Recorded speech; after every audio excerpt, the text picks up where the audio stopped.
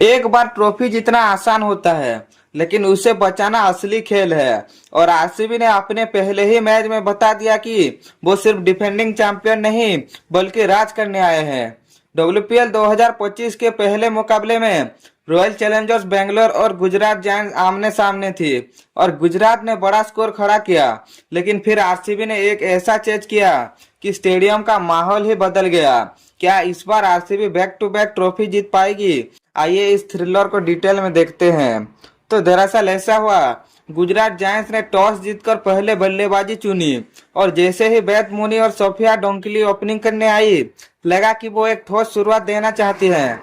लेकिन आरसीबी की pace attack, जिसमें रेणुका सिंह और सोफिया मोलिन्यूज थी, उनने गुजरात को पावर प्ले में खुलकर खेलने नहीं दिया।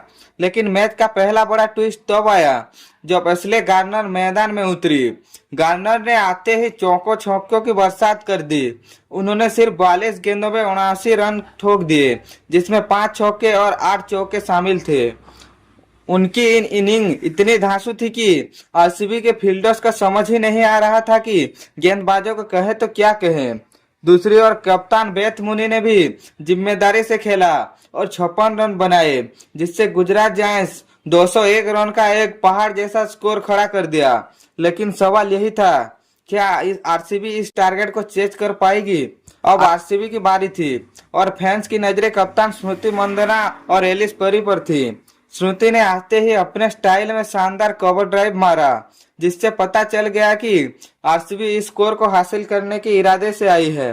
हालांकि वो सिर्फ 9 रन बनाकर आउट हो गई, लेकिन अब स्टेज पर आई एलिस पेरी, जिन्होंने 34 गेंदों में 57 रन खेली। जब एलिस बैटिंग कर रही थी तो ऐसा लग रहा था जैसे वो हर गेंदबाज के मूव को पहले से ही पढ़ रही हो। ड्राइव, पुल, कट, हर शॉट पर क्लास झलक रहा था। लेकिन मैच का असली सस्पेंस और थ्रिलर तब आया जब 4 ओवर में 45 रन चाहिए थे। गुजरात की टीम का जोश हाई था, लेकिन तभी आई ऋचा घोष और कनिका आहूजा। ऋचा घोष ने आते ही पहले ही गेंद पर छक्का ठोक दिया और फिर जो खेल उन्होंने दिखाया वो आरसीबी के इतिहास में गोल्डन लेटर्स में लिखा जाएगा। 27 गेंदों में नाबाद 64 रन, स्ट्राइक रेट 237 प्लस का और विनिंग शॉट भी उन्हें ही की बल्ले से आया। दूसरी ओर कनिका आहूजा ने आरसीबी की सीक्रेट वेपन जैसा काम किया, जिसने सिर्फ 13 गेंदों में 30 रन ठोककर गुजरात की हर उम्मीद तोड़ दी। उनका आखिरी ओवर का छक्का सीधा स्टैंड में जाकर गिरी। आरसीबी ने 18.3 ओवर में ही चेज को पूरा कर लिया, जो डब्ल्यूपीएल इतिहास में सबसे बड़ा सफल चेज है। डिफेंडिंग चैंपियन की जीत का ऐलान हो गया है। तो आरसीबी ने इस बार अपनी टीम को पूरी तरह बैलेंस्ड और अटैकिंग बनाया है। उनके पास ओपनिंग में स्मृति, मिडिल ऑर्डर में पेरी और ऋचा घोष और फिनिशिंग के लिए कनिका जैसी धाकड़ प्लेयर्स हैं। गेंदबाजी में भी टीम मजबूत दिख रही है।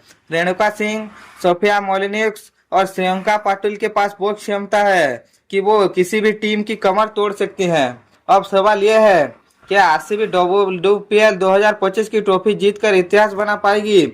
आरसीबी फैंस, क्या आपको लगता है कि ये सिर्फ एक शुरुआत थी और असली खेल अभी बाकी है? कमेंट में बताइए और जुड़े रहिए क्रिकवाल के साथ, जहां क्रिकेट का हर मसालेदार अपडेट मिलेगा सबसे पहले।